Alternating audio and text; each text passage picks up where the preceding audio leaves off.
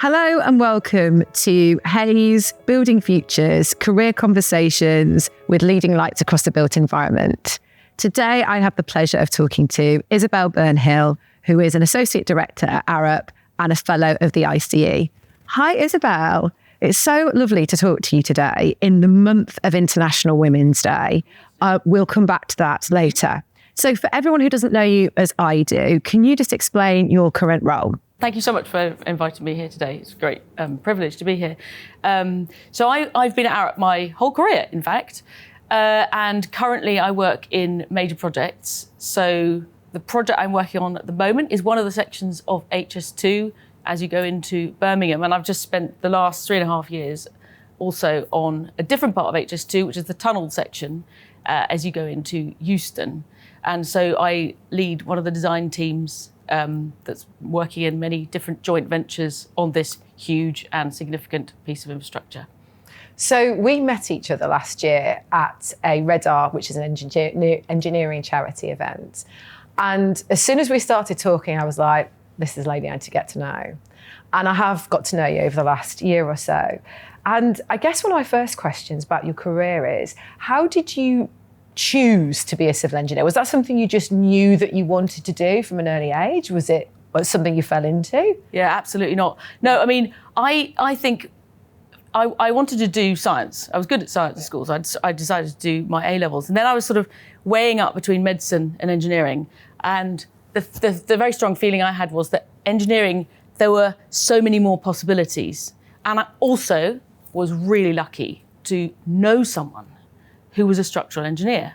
And so this is something I think is so key in our industry because it's so diverse. There's so many different sort of aspects of engineering, construction, building. It really matters that you meet people who are role models.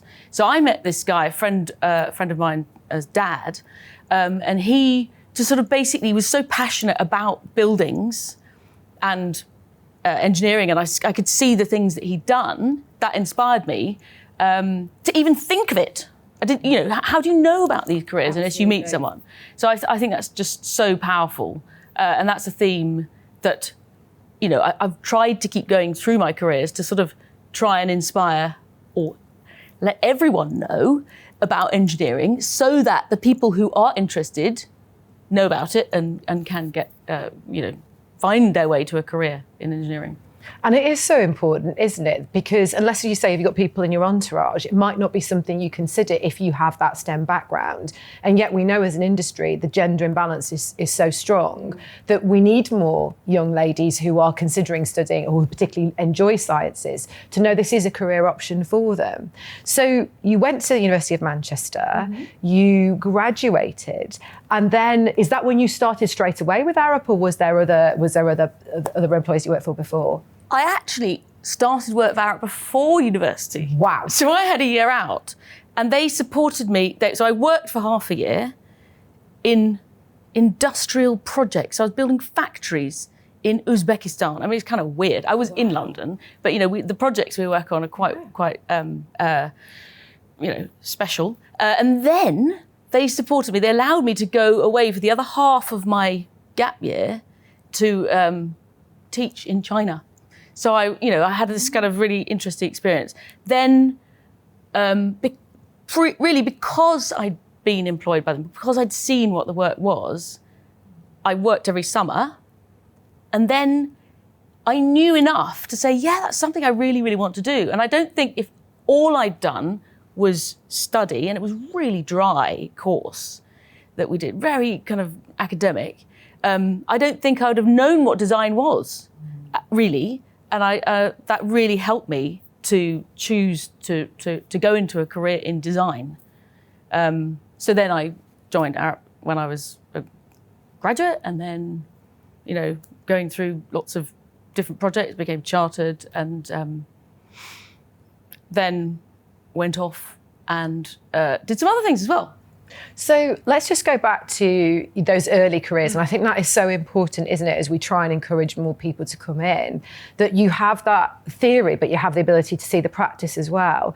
And I think, interesting enough, more and more organisations, and Arup has obviously done it for quite a long time, but you can see that more and more organisations are now doing or encouraging, whether it be sponsorship, apprenticeships where you would work at the same time. And give people that opportunity to see what it's really like, as opposed to, as you say, the kind of quite dry academic side. So when you obviously came into Arup, and you've been here now a considerable amount of time, which is, this is a career. What have been the most proud moments that you've had at Arup in the last X amount of years that you've worked there? Well, I've had this. If I was able to see, if you could see me at the beginning of my career and say you're going to work on these projects, I just simply wouldn't have believed you.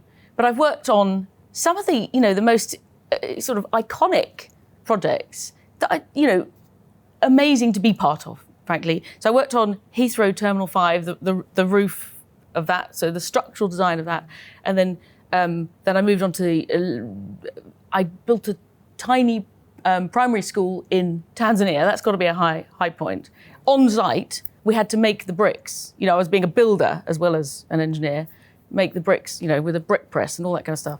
And then my career sort of moved into major projects. So the Olympic Park. Wow. 2012 London Olympic Park, and Crossrail, which is now the Elizabeth Line, and various network rail projects, and then kind of moving into infrastructure, transport projects, more like HS2, which I've been on for a while. And if you were to sort of reflect back and give yourself that young girl at the time that was choosing, as you just described, between medicine and engineering, what would you now say to that person now with all the experience you have? Would you say, keep going at it, or there'll be some tough moments, but it'll be fine, just stick with it? What advice would you almost give yourself? Absolutely, yeah. No, you've hit the nail on the head. I mean, I wouldn't have any doubts now. I mean, it was a bit of an unknown. You don't know. Nobody knows what a career is going to hold, right? Yeah. So you do have to take a gamble and put yourself out there. And I think, so we talked previously a bit about some blind alleys that you go down. Yeah. So I've had a number of blind alleys in my career. It's absolutely not been kind of straight path. So I at one point, I wanted to work in international development. I was very keen on the Red R. I was a Red R member. Yeah. And I did what I could for Red R whilst being in the UK, because I couldn't travel, because by that time I had small children. And also that, there is less need for engineers from this country to go to other countries and kind of save the world type thing. Yeah. It's not right. But there is lots of things we can do in this country for organisations like Red R. Yeah. And so I set up this group that we then put together, Wear Red for Red R, which Red R then took on. But I think it's really, I wanted to go and use my engineering to do something practical, maybe abroad. That didn't work out, so did something else. So I think that was, like you've got to work your way around things. And I love the expression, stay on the bus. You maybe don't know where the destination is, but if you do know the destination, you don't like it, get on a different bus. But stay with it. Keep going, because it's never quite straightforward. So as I say, I thought I would work in international development. That didn't work out. I went back into major projects. You have to kind of find a path. And I've also tried. I've been very involved in politics. So I've been a local councillor, and I've stood for Parliament. And I really, I encourage anyone to be part of the political process. Mm. It's really important that we have people from all backgrounds, and particularly engineering, because there aren't very many, involved in politics. That didn't, it didn't work out as, you put yourself out there, you don't get elected. That's fine. Yeah. You keep going, do some different things. It's never win or lose. It's always win or learn. And what's So interesting. Oh, it's Nelson Mandela. I can't quote him. I can't say it's mine. I wish I'd come up with it myself. But it's so interesting, isn't it? From speaking to lots of people, doing this podcast, what's so clear is it's exactly as you said. No one has sat in that chair and gone, well, yeah, it was all, yes, it just went absolutely linear. It was one success, then the next one, then the next one. And actually what's interesting is like you said, is the people that actually end up with, I guess, not necessarily the most successful career in the sense of getting to the highest level, the most successful in that they're happy. They're happy, they're fulfilled. And it tends to be because they've overcome and they've learned in those moments where it's been challenging. And you've always learned something from it and taken it away. You have to learn. And I always ask people, not what you did, but what you learned from what you did. Yeah. But I think also it's got to be about the journey. We're all on a journey. It's not about some distant destination and then it'll all be fine. You've got to also be happy enough that the journey is taking you somewhere and that it's, it's worthwhile. So it's finding purpose and something that's worthwhile, I think, is absolutely key. Absolutely. And in the time that I've known you, one of the things that I've really been inspired by you and bonded with you about has been around how do we get better gender diversity? Not just in engineering, actually, but across the construction and property industry, full stop. And I know that you aren't this is what I really love about you, is you're just not someone who just says stuff. You are somebody that literally goes out and tries to do it. Not just, I'm thinking this, or this would be a good idea. You're off you go, let's do that. And I love that drive in you.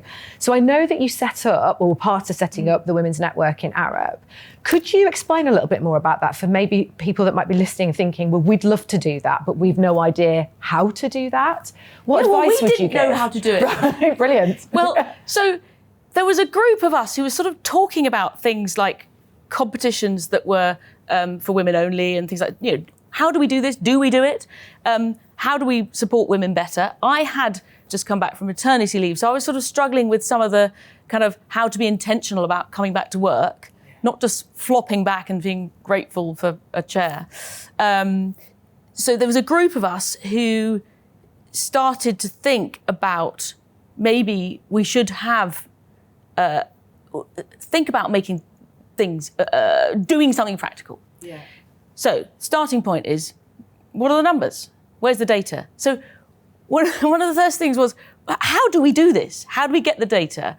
And we actually were really inspired by some other networks in other organisations that were further ahead, like Network Rail and TfL, who had networks. So we talked to them, what works? And then we tried some things. So there were quite a lot of social events. Yeah. That we set up just to get started, get everyone working. And there was a huge appetite for it. And it then grew into, there was a women's network, but that became a diversity steering group. And then it's kind of grown from there. But it was an amazing privilege to be part of that discussion right at the beginning and to see all the different ideas. And there were some really inspiring people who kind of got on board with that. And so people setting up their own networks, I think it's find a mechanism to talk to the people who are affected by this, women, and get senior sponsors to make it real rather than just a talking shop amongst those people, and also to move away from the idea that we need to fix the women. Yes. And so that it's more of a, what can we do to help you sort of set up, and then I think it sort of gains its own momentum. And so you're now 15 years into this network. We're celebrating 15 years this week for International Women's Day. I'm not involved anymore because, as I say, it's taken on a life of its own, and it's this amazing thing. And having even just seen the difference in maternity sort of provision and thinking around cover from my first to my fourth maternity leave, the thing like keeping in touch days seems like a really small thing, but actually it forces you or gives you the platform to be intentional about coming back to work and puts you in touch with people who are, yes, you're coming back. Because, out of sight, out of mind. And it seems like quite small things, but actually these are really powerful ways of actively supporting people to make choices. So women, men, everyone wants to make choices, but you don't want to be penalised for making that choice. It's just sort of how do we facilitate everyone making these choices about their lives? Do you know what is so true about what, because I've had 3 maternity leaves, not 4, but I know for me, I don't know if you felt this, but I actually lost a bit of confidence when I was off on maternity leave, because you do feel you're in this other completely absorbing bubble, you know, surviving from day to day, looking after this little human being, which is relentless but in a completely different way. Yeah. And you do feel going back in. All 3 of mine, and it got easier each time, I will say, but each time the imposter syndrome kicked in, I felt out of it. And I absolutely agree with you that those keep in touch days, it was lovely, you know, it was lovely to then start learning what was happening and speaking to people and understanding where projects were at and who was in what position, because obviously everything always changes when you go away. And I think to me, as you said, it just slowly brought me out of this lovely but relentless baby bubble back into where I could drink a full cup of tea in one go as opposed to 6 times in the microwave, and, you know, start to bring you back into the world of work. How has it sort of informed how you now advocate for parents coming back? Do you now feel strongly, or have you learned anything through your own maternity leaves about how you can, I don't know, make it easier for people to come back? I think there's a huge amount of goodwill. Yes. People want to make it easier, but they didn't know how. Yes. I mean, I had people say to me things like, "Oh, what are you doing still here at 6 o'clock? You know, you should go home to your children." It's like, they're actually, it's coming from a really good place. Yeah. They really care, but they wouldn't say that to a man. Yeah. And the implication is that you're not being a good mother and you shouldn't be here. And so things like that make, you know, getting a better understanding of what a supportive environment really is. I think that the conversation has moved on, and I think we still need to have these conversations. We've come so far. Absolutely, it is. And I think also, I feel that being a mum, a working mum, I've got 3 boys. So I feel I'm setting almost the bench for them in the sense of, you know, that yes, it's normal it's also okay if people don't want to work, but it's okay and it's normal for a mum to do that. And I feel that there obviously is more challenging. I'm not there all the time, but in actually going out to work, they actually learn a lot. Yeah, and they take it for granted almost that you're doing that. Yeah. And they also make assumptions about you. So I told her this story about my son who was 5 years old, and he said, "I don't want to be an engineer. That's for girls." And you're like, wow. Yay! Yes, that's great that you think that. You think that's normal. The only one you've ever met is me, and you don't want to be that. So that speaks to what we were talking about before, which is the kind of importance of having role models. That really exemplified for me something so important. Like I kind of knew it. Yeah, we need some role models. Whatever. That was it really matters. Yes. Because there's lots of famous engineers like Brunel who he might be able to identify with, but isn't it wonderful that your daughters now would be able to identify with you and your daughter's friends, like with your friend's father, who was male in that situation, was your role model, and okay, this has opened my eyes to civil engineering, structural engineering, but you can be that person for all of your children's friends who go, well, and we forget that when we do identify with people, and we can think whether it be gender, whatever it might be, the background, you think, oh, I could be them because they're like me and we can relate on some level. Yeah. It's so validating. Yeah, and you need to have examples of ways of being, but we don't just need one way, we need lots of different ways. And I can identify with wonderful, male colleagues that I work with, and you try and be like them in this way and that way, and then but I think if there are no women, it's quite difficult to see how to be. And people do make assumptions about how you should be. As I said in that example of, you should be at home with your kids. It's just about managing it. So do you have like a hack that you do? You do so much. You've been involved with Red Art. You're a new fellow of the ICE. So congratulations on that. You have this amazing job. You've also got 4 kids, which I'd ask this question if it was your husband was sitting here, by the way. It's not just, but how do you have a certain hack? How do you manage yourself in your own career, if that makes sense? I've thought about this quite a lot, and people do say, how do you do it all? Well, I don't do it all, in the sense that I think we need to stop thinking we can do everything all at once. So I'm relatively recently promoted within Arup, and I've been doing really interesting work, but I haven't been on that kind of sort of management career trajectory because I was doing other things. But now I can do. I've got more headspace, I've got more time to think in that way. And so it could have been very frustrating.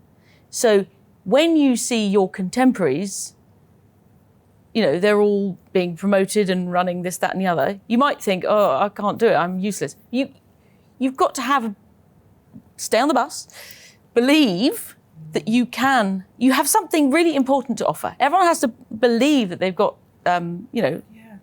something to contribute, and if you want to be running whatever it is and going on that kind of career progression, that might happen, but just not all at the same time.